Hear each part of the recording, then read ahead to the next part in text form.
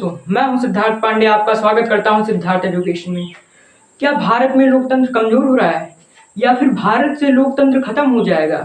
क्या आने वाले चुनाव के नतीजे के बाद क्या भारत का लोकतंत्र बिल्कुल खत्म? इसी की हम रिपोर्ट लेकर आए हैं आपके लिए। चलिए देखते हैं। दुनिया के सबसे बड़े लोकतांत्रिक देशों में से एक कहे जाने वाले भारत में लोकतंत्र कमजोर पड़ रहा है। स्वीडन स्थित एक संस्था जिसका नाम बीडेम इंस्टीट्यूट ने अपनी रिपोर्ट में कुछ ऐसे ही संकेत दिए हैं। बीडेम इंस्टीट्यूट की 2020 की लोकतंत्र रिपोर्ट केवल भारत के बारे में ही नहीं, इस रिपोर्ट में दुनिया भर के कई देश शामिल हैं जिनके बारे में ये रिपोर्ट दावा करती है कि यहाँ लोकतंत्र कमजोर पड़ता जा रहा है, लेकिन ये न्यूज चैनलों से दूर रखा गया।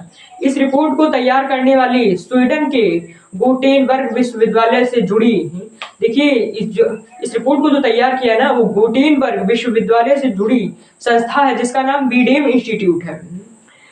के इंस्टीट्यूट जो है, बीडेम इंस्टीट्यूट के अधिकारी कहते हैं कि भारत में लोकतंत्र की बिगड़ती स्थिति की उन्हें चिंता है। रिपोर्ट में उदार लोकतंत्र सूचकांक में भारत को 179 मतलब 179 देशों में से 90 स्थान दिया गया है और डेनमार्क को पहला, मतलब जिसमें से डेनमार्क पहला और भारत 90 स्थान पर है।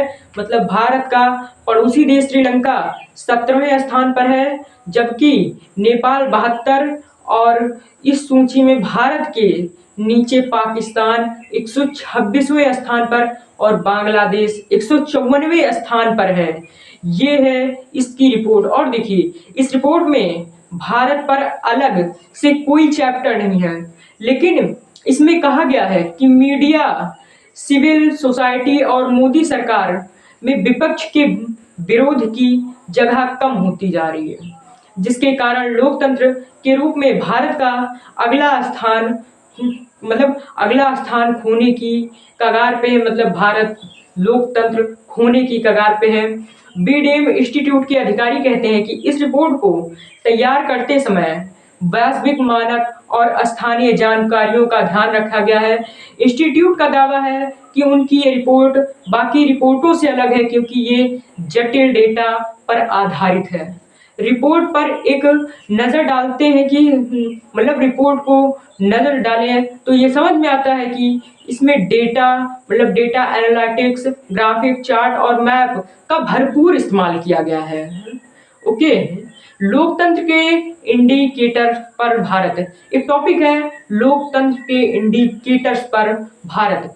संस्था के निदेशक स्टीफन लिंडबर्ग ने बीबीसी को दिए एक इंटरव्यू में कहा, ये मैं या पश्चिमी देशों में बैठे गोरे लोग भारत या दूसरे देश में जो है, जो गोरे लोग बैठे हैं पश्चिमी देशों में, वो भारत या दूसरे देशों में लोकतंत्र का दावा नहीं कर रहे हैं या फिर कुछ बोल नहीं रहे हैं। हमारे साथ 3000 से अधिक विशेषज्ञों का एक नेटवर्क जुड़ा है, जिनमें से भारत में काम करने वाले पढ़े लिखे लोग भी हैं जो सिविल सोसाइटी और राजनीतिक पार्टियों को जानते हैं। उनकी उनकी विशेषता है वो पक्की है।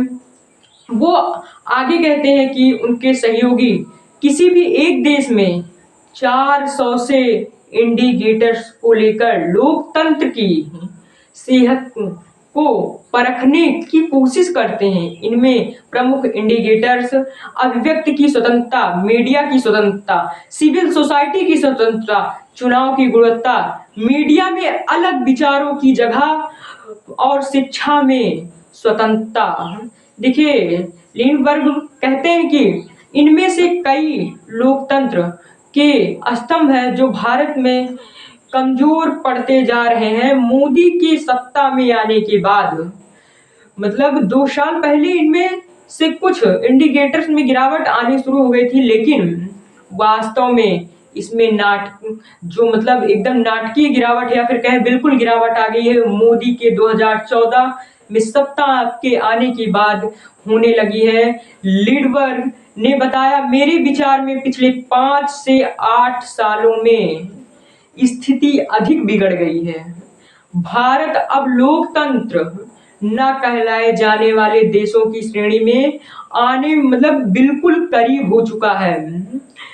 हमारे जो हमारे इंडिकेटर्स बताते हैं कि पिछले कुछ सालों में सरकार के प्रति मीडिया का पक्ष लेने का सिलसिला काफी बढ़ गया है। सरकार की ओर से पत्रकारों को प्रवाहित करना, मीडिया को सेंसर करने की कोशिश करना, पत्रकारों को गिरफ्तारी और मीडिया की ओर से सेल्फ सेंसरशिप की घटनाएं बढ़ती जा रही हैं। देखिए, हमारा देश ऐसे नहीं, सच में लोकतंत्र खत्म होने की कगार पर पहुंच गया है। लोकतंत्र की परिभाषा देखिए, लोकतंत्र की परिभाषा क्या है, लेकिन जरा समझें कि लोकतंत्र है क्या और क्यों है अहम। लोकतंत्र हमारे लिए क्यों है अहम? देखिए, लोकतंत्र में आम जनता मतदान करके अपने प्रतिनिधियों को चुनती है, जिसके बाद बहुमत हासिल करने वाली पार्टी सरकार बनाती है। प्रसार भारती के पूर्व जो चेयरमैन है और दक्षिण समझने वाली जो दक्षिणामंची समझने वाले थिंक टैंक विवेकानंद फाउंडेशन में लोकतंत्र के विशेषज्ञ एस सूर्य प्रकाश कहते हैं, लोकतंत्र के 8 गुण होने चाहिए। अभिव्यक्त की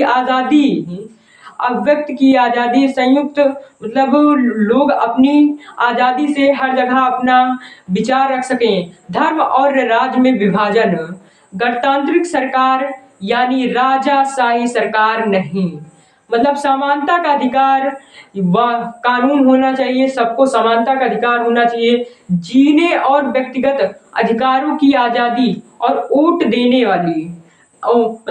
देने का अधिकार होना चाहिए। सूर्य प्रकाश के अनुसार दुनिया भर में सबसे अधिक विविधता भारत के लोकतंत्र में है। इस रिपोर्ट में डेनमार्क के लोकतंत्र को पहले नंबर पर रखा गया है, जिस पर सूर्य प्रकाश कहते हैं कि डेनमार्क का संविधान कहता है कि जो बाइबल पर आधारित जो डेनमार्क में स्थापित चर्च होगा, जिस देश का सहयोग मिलेगा हमारे संविधान को देखिए, जिसकी प्रस्तावना में हमने धर्मनिरपेक्ष को शामिल किया है, वो लोग क्या बात करते हैं हमारे साथ, उनकी क्या तुलना है ही नहीं है, उनके साथ हमारी कोई तुलना ही नहीं है। सूर्य प्रकाश कहते हैं कि भारत आज भी एक विशाल लोकतंत्र है, विश्व का सबसे बड़ा लोकतंत्र। उन्हें वीडेम की रिपोर्ट पर थोड़ी आपत्ति है। ओके, वो कहते हैं कि बिना दोष के कोई देश नहीं है, कुछ ना कुछ कभी ना कभी सभी ने किया है। पूरा दोष नरेंद्र मोदी सरकार पर डालने का मतलब है कि हमारे संविधान की इन्हें समझ ही नहीं, क्यों समझ नहीं है? जिसने ये रिपोर्ट तैयार की है उसने बिल्कुल सही तैयार की है, ऐसा कहना गलत है, क्योंकि पिछले कुछ सालों में भारत ने बहुत कुछ खोया है। और कहते हैं अगर ये समझेंगे तो पता चलेगा कि 28 राज्यों में आधे अलग पार्टियों की सत्ता में है। एक दिन जोड़ रहा था कहते हैं एक दिन जोड़ रहा था कि 28 राज्यों में 42 पार्टियां सत्ता में हैं और केंद्र सरकार भी एक गठबंधन है। खुद प्रधानमंत्री नरेंद्र मोदी भी अक्सर भारत के लोकतंत्र की चर्चा करते रहते हैं। पिछले महीने दुनिया भर के निर्देशकों जो बहुत सारे लोग थे उनके सामने एक सभा में उन्होंने कहा था कि भारत निवेश के लिए सबसे सही जगह है, क्योंकि भारत एक लोकतंत्र है। कहाँ लोकतंत्र है भैया? अमेरिका के राष्ट्रपति डोनाल्ड ट्रंप ने लेकर पश्चिमी देशों के कई नेताओं ने भारत की लोकतंत्र की सराहना की। वो सराहना जब की थी 2014 से पहले करते थे, पर अब नहीं। अब यहाँ पर सारा काम पैसों से होता है, मीडिया तक खरीद लिया गया है। ओके, ये रिपोर्ट बहुत है और देखिए ये रिपोर्ट आपके लिए बहुत ही कारीगर होने वाली है। देखिए आगे देखिए, लोकतंत्र में निरंतर गिरावट एक है। देखिए रिसर्च फाउंडेशन में लोकतंत्र के विशेषज्ञ निरंजन साहू बीडेम की रिपोर्ट पर कहते हैं कि डेटा पर आधारित बीडेम की रिपोर्ट काफी हद तक लोकतंत्र में निरंतर गिरावट, खासकर भारत में उदारवाद के लोकतंत्र कम होने के संकेत की पुष्टि करती है। ये बोलने की आजादी, मीडिया की स्वतंत्रता पर अंकुश लगाने और विरोधी आवाजों को दबाने के प्रति सरकार की असहिष्णुता में नजर आती है। मतलब जो सरकार है उसकी असहनशीलता में नजर आती है। रिपोर्ट में मीडिया की कम होती आजादी पर काफी जोर है। सूर्य प्रकाश ने भारत के संविधान और इसके लोकतंत्र पर किताबें भी लिखी है। उनका कहना है कि हमने इस पर किताबें भी लिख डाली है। ये कहते हैं कि रिपोर्ट कहती है कि भारत में मीडिया की जगह सिकुड़ी जा रही है, मतलब मीडिया की जगह कम होती जा रही है। पिछले 8 से 10 सालों में हमारे देश में क्या हुआ इसका इन्हें अंदाजा नहीं है। मतलब कह रहे हैं इनका कोई अंदाजा ही नहीं है। अरे भैया तुमको अंदाजा है? ओके। रजिस्टर्ड ऑफ न्यूज़पेपर, मतलब रजिस्टर्ड ऑफ न्यूज़पेपर हर साल आंकड़े जारी करते हैं, जिसके अनुसार 2014 में दैनिक आवाजों पर जो 14 करोड़ था वो आज, मतलब जो 2014 में दैनिक जागरण जैसे अखबारों पर सर्कुलेशन 14 करोड़ था, जो आज 2018 से बढ़कर 24 करोड़ बता रहे हैं। कहाँ कब बताया? बस केवल अपने आप में। देश में 800 टीवी चैनल हैं, जिसमें से 200 न्यूज चैनल हैं। लोगों के लोगों के घरों पर टीवी देखने वाले 14 करोड़ थे, 2018 से बढ़कर 20 करोड़ हो गए हैं। लेकिन वो न्यूज सही नहीं, गलत सुनते हैं। देखिए, इंटरनेट कनेक्शन 5 सालों में 15 करोड़ से 57 करोड़ हो गया है। अगर तानाशाही हो तो मीडिया का इस तरह से विचार कैसे हो सकता है? हो सकता है, लेकिन ये हमें बोलने का अधिकार नहीं है। देखिए, अपने तर्क को आगे बढ़ाते हुए सूर्य प्रकाश रिपोर्ट तैयार करने वाले से पूछते हैं, ये लोग शाम को हमारे टाउनिंग मतलब ब्रिगेड है टीवी चैनल पर जो दिखा रहे हैं वो क्या सही है? देखिए, जो सूर्य प्रकाश जी हैं उनका कहना है कि ये सब गलत है। देखिए, हर टीवी चैनल पर रोज शाम को दोनों तरफ से तेज बहस होती है। लोकतांत्रिक व्यवस्था ना हो तो ऐसा नहीं हो सकता। अरे भैया, ऐसा क्यों नहीं हो सकता? सोशल मीडिया का एक दिन मैंने देखा कि मोदी सबसे खराब प्रधानमंत्री का हैशटैग ट्रेंड कर रहा है, ऐसा सूर्य प्रकाश जी कहते हैं। अगर आपको बोलने की आजादी नहीं है और एक स्वस्थ लोकतंत्र ना हो तो क्या आप हैशटैग सोशल मीडिया पर अपनी बात बता सकते हैं? क्यों नहीं? ये दबाव है एक प्रकार का। देखिए, सूर्य प्रकाश जी मानते हैं कि पश्चिम बंगाल, उत्तर प्रदेश और महाराष्ट्र जैसे राज्यों में कुछ ट्वीट्स को लेकर गिरफ्तारियां हुई हैं, लेकिन उनका तर्क ये नहीं, इसमें मोदी सरकार को क्यों घसीटा जाता है। मतलब सूर्य प्रकाश जी का साफ इरादा है कि केवल मोदी को चुनना है। मतलब कि, लेकिन देखिए आगे क्या कहते हैं, लेकिन उनका तर्क ये है कि इसमें मोदी सरकार को क्यों घसीटा जाता है। कानून व्यवस्था राज्य सरकार के हाथ में है, क्या ये इन्हें नहीं मालूम? ऐसा कहते हैं। बीडेम की स्थापना 2014 में हुई थी और इसमें 2017 से लोकतंत्र का हर साल एक वैश्विक रिपोर्ट जारी करना शुरू किया।